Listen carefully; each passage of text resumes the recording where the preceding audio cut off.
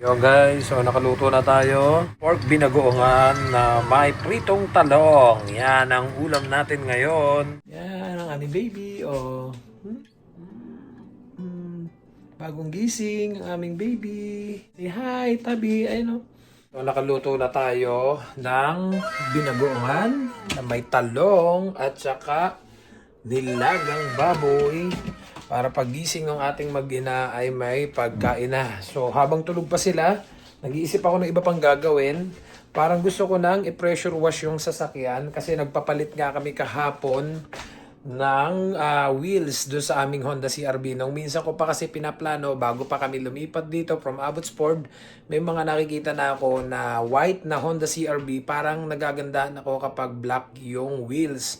So ito, pakita ko sa inyo. Pinapalitan namin siya kahapon sa Victoria. Gusto ko kasi yung stock lang. Ayoko nung mga aftermarket. So ayan yung pinagpalitan. At ito yung bagong ikinabit. Original siya. OEM yan ng Honda CR-V din.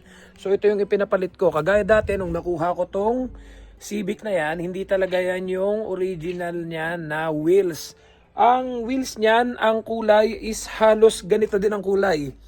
Parang silver.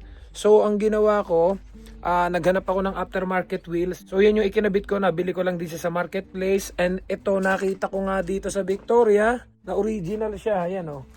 OEM siya ng Honda. So, yan yung ikinabit ko. So, ang plano ko today guys ay magkakarwash ako. Ang problema, pagtingin ko sa weather, ayan, medyo na ambon-ambon. Then tomorrow and sa mga susunod pang araw, mainit naman. And then I think after 4 days, uulan ulit. Kaya parang napapaisip ako kung magka-carwash na ba ako kasi may bagong bili kami nga dito na ito. Pakita ko sa inyo. Itong bagong bili namin na ayan, pressure wash. Nakakapanghinayang naman kung pakikintabing ko at lilinisan ko tong sasakyan. Then ang ending mauulanan lang. Inaantay ko na lang munang uminit talaga ng talagang as in mainit. So sa ngayon, ipopost ko na lang muna siguro to sa marketplace para ma-ibenta na. Kasi aanin ko naman ng 2 wheels. Dito ko na lang muna siya ilalagay sa ating storage.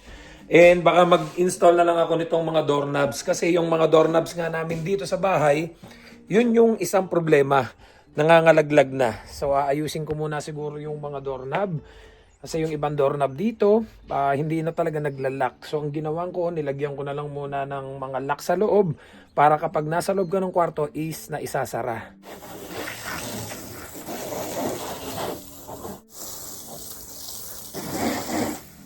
So katatapos ang daming guys kumain and start na ulit tayo. Magpalit na lang muna tayo kasi ito yung problema namin. Ito. Sinauna tong mga doorknobs dito and nabubunot. Naghanap na ako ng replacement, wala talaga. So ang plano ko, pantang ko na to ng mga doorknob na yung mga nakuha natin sa marketplace. Tatry natin. Pero nung sinukat ko to nung nakaraan, kinakailangan tayong magbutas na ng panibago kasi itong ang sinaunang doorknob na to, hindi kasukat. Pakikita ko sa inyo ha. Yan o, so lost thread na siya. Many times ko na itong itrinay i-repair. Pero wala na talaga eh. Dahil talagang chinek ko, naghahanap ako ng ganito. Wala akong makitang kapalit sa mga hardware. Nagdala na ako ng sample. Tingin na rin ako sa mga thrift store. Wala talaga akong makita. So kapag tinanggal natin to, ang mangyayari niyan, ayan. So, hindi ko alam first time kong nakakita ng ganito. Siguro meron pa namang mahanapan ng ganito. Yun nga lang, sa dami ng napuntahan ko, wala talaga akong makita. Kaya sa nakikita ko, mas maganda siguro palitan ko na lang to nung doorknob na yung normal na doorknob na mga nabibili natin. So marami naman ako dyan. Yun na lang yung tatry kong ipalit dito. So may mga nakuha kami sa marketplace. Ayan, pakita ko sa inyo guys. Ayan o. Mga mga nakuha lang namin ng pre. So some of these are mga keyless, which is kalimitan naman talaga sa mga washroom, advisable is yung keyless. Kasi kahit naman nung nasa Pilipinas ako, kapag may mga customers ako nagpapakabit, kalimitan talaga is keyless. Kasi nga yung iba nalalock up sa washroom. So ito, may mga nakuha tayo. I-assemble natin. May mga din ako nakuha. Yung mga magaganda po, mga bisagra. So try nating i-assemble, baka magagamit pa natin dito para replacement nitong ano, kasi talagang as in wala na, hindi na siya mapapakinabangan. So, marami naman kaming kahoy doon sa likod na sa tingin ko sasalpak dito, kaya ito yung gagawin ko ngayong maghapon.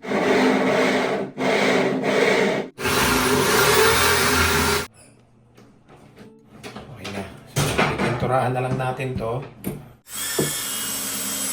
So, yan guys, natapos na rin natin tong isa. So, kinakailangan ko tong palamanan ng kahoy sa loob.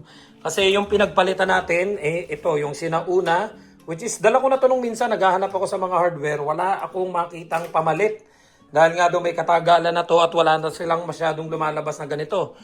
So, nakakita tayo ng maraming pinamimigay sa marketplace. Ayan, itong mga to. Yan. At yun ang ipinalit ko. So, ngayon, nailalak na siya. Ayan, pakita ko sa inyo. Ayan, o. Yan. Sa labas, okay na rin. Nailalak na rin siya. Yun. Di ba? Nung minsan, laging bukas lang to, hindi natin mailak. Ayan, nailalak na. Tingnan pero pagkakalap. Ganda lapat niyan. Di ba? Pinalamanan ko na yan ang kahoy sa loob. Lagyan ko din siya ng masilya para ano. Yun, Di ba? Quality ba? Yan. So at least hindi na namin ibinayad. Sa mga di nakakalam, ito yung trabaho ko dati bago pa ako nag-abroad. Sa Pilipinas, nag-install ako ng mga electrical, nagkakabit ako ng pin light, yung mga breaker na pumuputok, may mga tumatawag sa atin na mga client, may police, may nurse, may doktor, may kung ano-ano pa.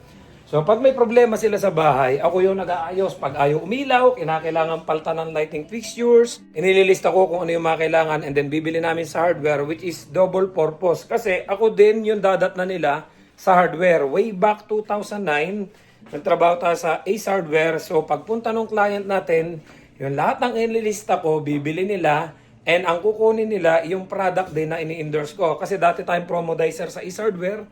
So yung mga ganyan, lighting fixtures, yung mga bulb, yung mga breaker, yan. So, bibili nila sa akin, as promodizer, yung mga item ko yung ilalagay natin, and at the same time, pag off ko, doon ko gagawin, pag may mga breaker na pumuputok, pag may mga outlet na hindi nagana, pag may mga switches na na kinakailangan palitan or kung ano pa about sa electrical, so tayo yung gumagawa. Minsan, sideline na rin natin. Pag may gusto na rin ipagawa si client na yung mga about sa plumbing, tayo na rin ang gumagawa. Minsan, tatanong nila, Ferds, may anong ka bang pwedeng gumawa ng doorknob? So, sinubukan na rin natin. Kaya kahit paano, may idea tayo. So, to make the story short, parang naging all around na tayo sa Pilipinas. Basta may magandang offer, tanggap lang ng tanggap kasi sayang din eh. Para pag-uwi natin, aside from dun sa kinikita natin sa SM, kasi mag-ano lang kita natin sa SM maghapon, so may side hustle tayo ng mga panahong yun. Kasi alam niyo naman ang buhay sa Pilipinas, hindi ka mabubuhay ng iisa lang ang trabaho.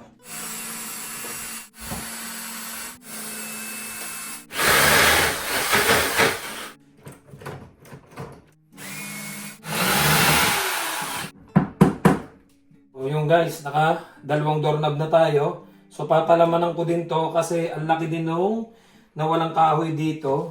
Yan, so nailalak na itong kwarto namin. Ayan. Ayan. Okay na. So yung ibang kwarto naman ang isusunod natin. Para sulit naman at marami tayong nagawa ngayong araw, day off.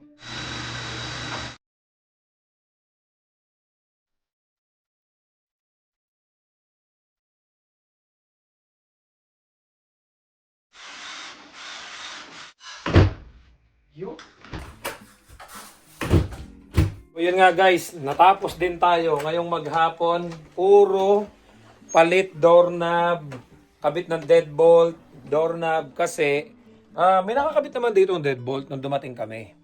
Meron dito sa back door, meron din doon sa front door. Kaya lang syempre, wala na yung duplicate, tsaka may kaluma na rin. Minsan nag-i-stock up, tsaka syempre, pang ilan na kami tumira dito. So ang gusto naman namin, yung kami lang yung may access sa susi. So nagpaalam naman tayo kay boss.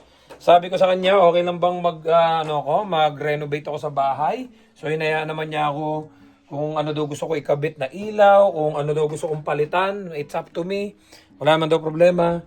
Pero yun nga, natanong ko, sabi ko sa kanya, if ever ba magkaroon ng problema yung aming washing machine, yung aming stove, or kung ano man daw, sabihin ko lang daw sa kanila at papalitan naman daw nila. Yun nga lang, syempre, kami ang may kagustuhan. Kasi may nabasa akong comment na wag ko daw masyadong kapagandahin itong bahay. Kumbaga parang ang gusto niya mangyari, lahat na lang dito sa bahay ay iasa o kila boss. Pero nakakahiya din naman. Siyempre, kami may kagustuhan ito. Itong mga palitan ng mga doorknob, ang ilaw. At saka take note, ito pong mga doorknob na to, nakuha lang po namin niya sa marketplace libre. Ang binili ko lang dyan ng bago, itong deadbolt.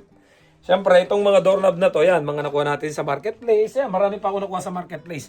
As much as possible, kung makakakuha kami ng mga libre sa marketplace, kagaya nitong mga to. Nakuha lang namin kahapon to. Yan, yung mga syurak-syurak, yung mga cabinet. Ito, nakuha lang din namin to, libre. Marketplace, kung may makukuha kami ng libre, kukunin namin. Pero syempre, hindi naman sa lahat ng pagkakataon makakakuha kami ng libre. Hanggat makakatipid, yun ang pinipili namin. Pero hindi naman sa lahat ng pagkakataon ay puro libre. Kailangan mo ding mamuhunan. Pero mahirap naman na lahat ay iaasa na lang natin kay boss. Maayos naman siyang kausap. Sabi nga niya sa akin, kung may masisira dyan sa bahay nyo, magsabi ka lang sa akin, papalitan natin.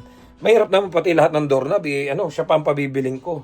So nakakahiya din naman. Kailangan naman ay give and take. Hindi naman puro take lang tayo ng take. Mabait din naman siyang kausap. Maayos naman siyang kausap. So wala naman akong problema sa kanya. Kaya pinili ko na lang na ayusan tong bahay. Kasi ikagagaan din naman namin to eh. Ang hirap minsan kasi nung lalabas ka, nag-i-stack up to. Umaasa na lang kami sa deadbolt yun. So inayusan ko na. Okay na lahat. So makakalabas-pasok na kami. So every week, kada day off ko, may nagagawa kami. Nung minsan yung bathtub. Nung minsan itong storage. Kabit ko na itong yan, na-install na natin yung bilyaran. Inaantay na lang namin dumating yung tip na in-order namin kasi may kamahalan eh. Magkano din sa Canadian Tire at saka doon sa iba namin pinuntahan. So umorder na lang ako sa Timo. At marami pa kami ditong mga kagaya nito. Magpe-pressure wash sana ako kanina. Ang nangyari, umulan naman. So nagpakabit kami kagabi nga nito.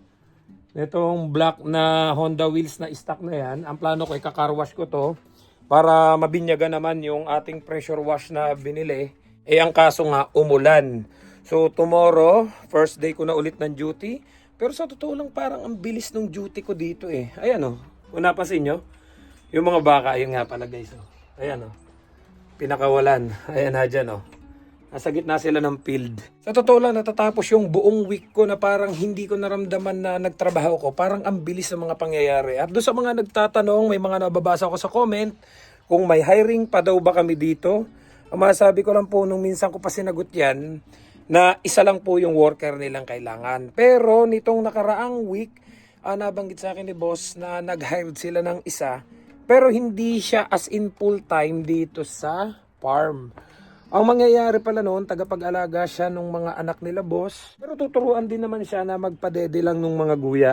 Kasi sa umaga, pagpasok ko, halos ako lahat yung kumikilos. Pero alin man doon sa mag-asawa napunta dito para lang doon sa mga calves, doon sa mga guya, para mapadede niya. So ang mangyayari, hindi na silang pupunta yung babae na. May bago silang ini-hire na babae na Canadian. Pero after niyang mapadede sa umaga yung mga guya, babalik na uli siya sa bahay para alagaan yung mga anak nila. So ang ending, solo pa rin ako dito. And then ang alam ko sa hapon, babalik siya dito para padedehin uli yung mga guya. And then parang ang mangyayari, 80% ng trabaho niya doon sa bahay, 20% lang dito. Parang ang mangyayari all around na yon sa bahay nila at saka dito sa farm. Pero yung akin talaga, yun yung as in maghapon dito ako sa farm. Papakain tayo ng baka, maintain natin na malinis yung farm, at saka yung mga pakain nila, kailangan may stocks talaga. Kailangan monitor natin at hindi sila nauubusan ng pagkain. Kasi minsan may timpla tayo na malamig, kagaya nung minsan malamig. So yung mix natin ng pakain ay kinulang. So pagpasok natin ng umaga, wala na silang pagkain. Always pay attention kung malakas silang kumain. Kasi nga minsan iba-iba minsan dahil sa malamig. Kung marami na mga natitira, hindi din pwede. Kailangan yung sakto lang. Okay lang na may sobrang konti pero hindi dapat napakarami. So ganun yung aking trabaho dito. Hindi kagaya doon sa inalisan natin. Wala na akong ginawa from start to finish na mag-milking. So dito hindi na tayo nagmi-milking. Mayroon kaming robot, yung mga baka kusa nang pumapasok. doon sa robot para magpagatas sila ng sarili nila. And then imo-monitor ko na lang doon sa cellphone ko sa apps kung sino yung mga nagpe-fail. Minsan kasi may bagong panganak, ayaw magpagatas. So yun lang yung imo-monitor ko para mangyayari. Pupush ko sila doon sa robot para matulungan ko sila kung bakit nagpe-fail yung kanilang pagmimilking. So yun lang. And then after that, 5 PM, uwi na tayo. So yun ang kagandahan talaga dito. 5 PM pa lang, nakakapahinga na ako. Talagang dire-diretso yung tulog ko sa magdamag. And then, alam niyo yung pagpasok ko, parang naka-reset na tayo, relax. Hindi kagaya doon sa inalisan nga natin na putol-putol yung tulog natin. Walang maayos sa pahinga. Dito talaga nasusulit ko yung pahinga. Nasusulit ko din yung day off. Kagaya ngayon, ang dami nating nagawa. Kung di lang umulan, nahugasan ko na rin to. Kaya nga lang, umuulan, so sayang lang yung ating paghuhugas. So hanggang dito na lang guys. Don't forget to subscribe, like, and share this video. Kaya huwag na kayo magtataka kung bakit bihira tayo ngayon maka-upload. Kasi nga yung day off ko nauubos, kakagawa ng mga dapat ayusin dito sa bahay. And at the same time, may mga ginawa din ako dito sa sasakyan. Naglinis din kami nito kasi ito puro damo na nung mga nakaraan. So hanggang dito na lang guys. See you on the next one. I love you all. God bless. Bye-bye.